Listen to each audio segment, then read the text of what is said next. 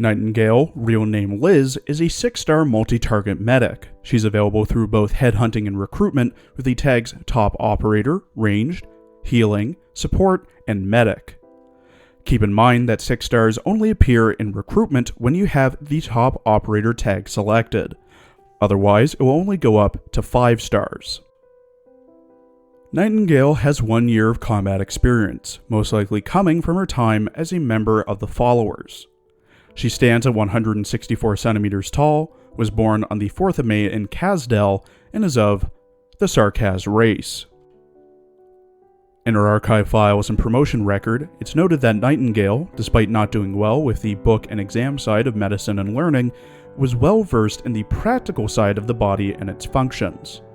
With her arts, she can heal others while also being able to create a shield against arts, with the shield being dubbed Sanctuary by other operators. When the Followers first arrived at Rhodes, Shining asked if it was possible for Nightingale to receive physical exams and a treatment plan, listing off the different symptoms that Nightingale has, such as memory loss and lessened mobility in her limbs.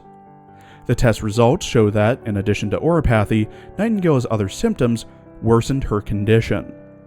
To ensure that Nightingale received treatment, Shining agreed to answer questions that Callicet had, including classified projects. As Nightingale's condition improved, she requested joining Shining and Neural on assignments and missions. At first, Callicet and Shining argued over whether or not she should be allowed, with the Doctor breaking the tie and allowing for Nightingale to become an operator. Though her symptoms are still present, Nightingale can still turn the tide of battle. Her 4th archive file is a log from Amiya. Amiya finds that she's unable to understand Nightingale's emotions, as they are within an unbreakable cell, and possibly can't distinguish herself from her made-up persona.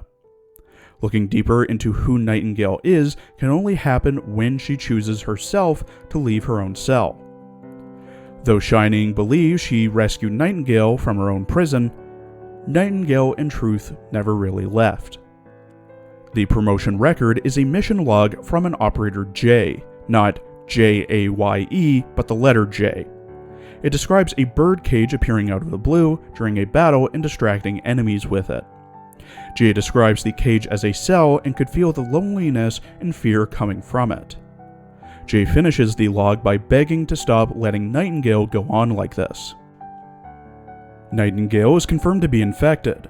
She has a cell originum assimilation of 9% and a blood originum crystal density of 0.41 parts per liter. The notes within her clinical analysis note that her BOC density is far beyond average and needs very close monitoring. Another note, this time from someone with the initials YP, note that Nightingale has shown an obvious lapse in memory, unlike the Doctor, with the infection not being the sole cause of this. In her character arts drawn by Skade, Nightingale wears a black string undergarment underneath a white shoulderless sweater, white coat that hangs below her shoulders with transparent cuffs and a transparent band with the Followers logo on it, a white ruffled and flowing dress with multiple black straps and buckles, one of which has Followers in text on it, white and black lace-up boots, and a white bonnet with black ribbons on her head. She holds her staff with both hands, with the staff having a blue bird perched on top and a bird cage with blue crystal and an open door hanging off of it. In her voice lines, voiced by Yui Ishikawa, who also voices Mikasa Ackerman in Attack on Titan, Violet Evergarden in Violet Evergarden, Rookie Red Blood Cell in Cells at Work, Jean Euphoria in Realist Hero, Kigali in Slime Isekai, Rosamiya in Grand Blue, Geiger and Fedorov in Girls Frontline, 2B in Nier Automata, Enterprise and Little Enterprise in Azure Lane, Morgan in FGO, Toki Azuma in Blue Archive, Stell in Honkai Star Rail, Rappy in Nikkei, and Chlorine in Genshin, Nightingale often has questions, especially about her past. あなたも自由な鳥になる夢を見ていますか？オリジニウムの毒素を吸入したせいで、記憶と下半身の神経に障害が出ているとケルシー先生がおっしゃっていました。一体、過去の私に何があったのでしょうか。昔、誰もいない部屋に私を閉じ込める人たちがいました。他の人に会えるのは、怪我をした方の治療の時だけ。この杖を握れば、思うままに怪我を治療できるんです。これも、私が本来持っていた力でしょうか。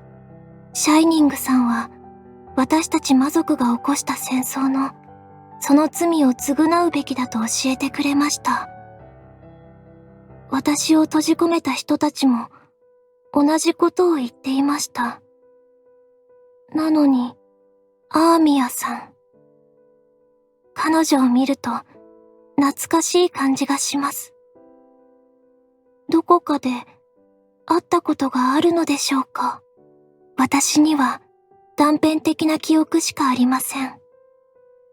同胞、オリジニウム、使命、反抗、戦争。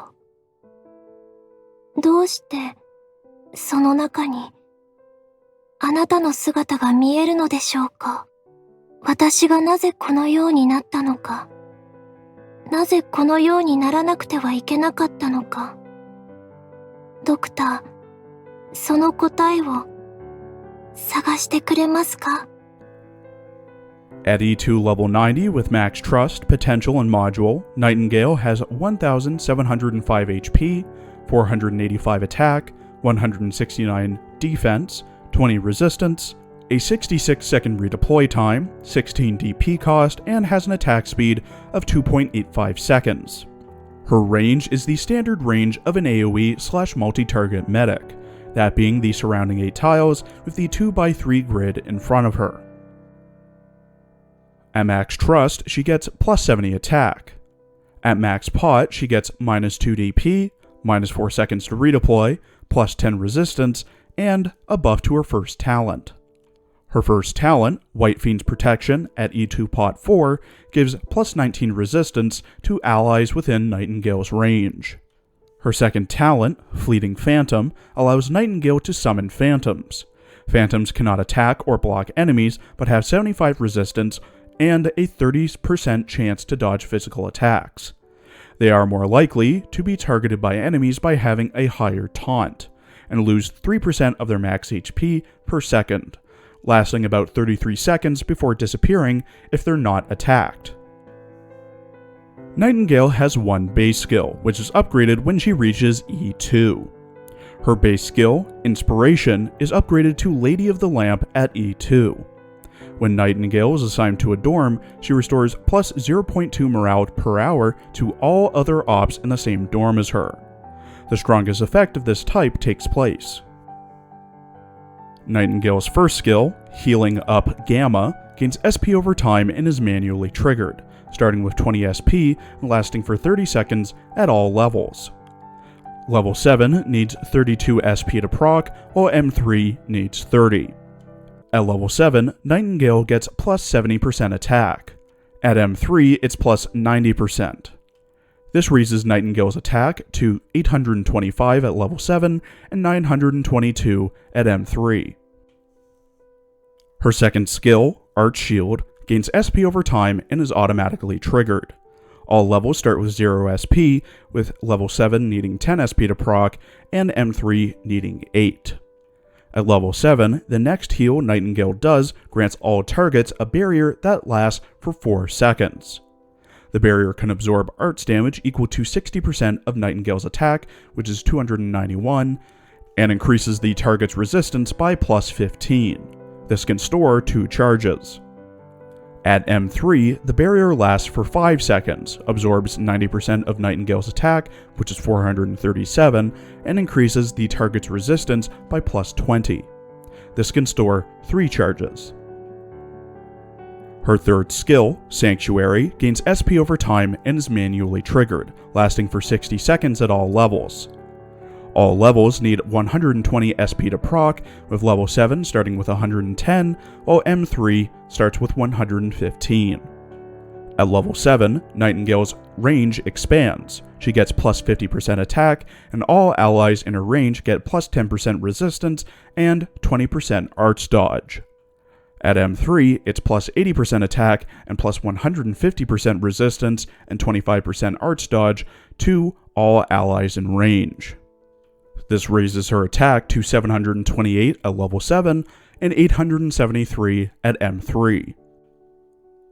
Nightingale has a RIN-X module named Closed Hope, which increases her range by 1 tile, making it so that she has 3 tiles of range directly in front of her instead of 2. At module level 3, Closed Hope buffs White Fiend's protection, making it so that allies within Nightingale's range get plus 19 resistance and receive plus 5% more healing. She also gets plus 65 attack and plus 5 resistance.